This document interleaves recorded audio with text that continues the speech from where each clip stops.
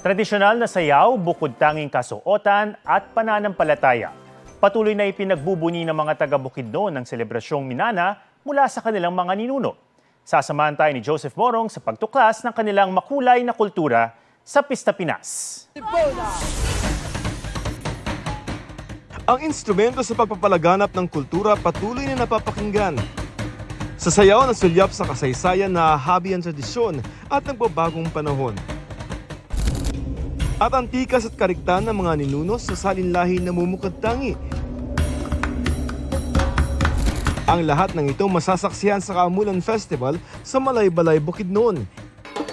Isang pamanang selebrasyon mula sa 7 katutubong tribo na Bukidnon na Higawnon, Manobo, Matigsalug, Talandig, Tiguahanon at Umayamnon para sa mga taga Bukidnon. Nagsimula ito bilang isang paraan para sa kanila ng pagtitipon-tipon para sa mga halagang ganapan tulad ng kasal, pagdiriwang ng ani, mga kasunduan sa kalipaan at mga seremonya ng pasasalamat. Kabang-abang ang kompetisyon ng kanilang katutubong sayaw. Suot ang kanilang natatanging disenyo ng kasuotan, mas tumitingkad ang kanilang pagkakakinanlan. Ipinagmamalaki rin nilang tawaging cowboy country kaya bahagi ng selebrasyon ang pagtatanghal nila at sagupaan ng mga alagang baka.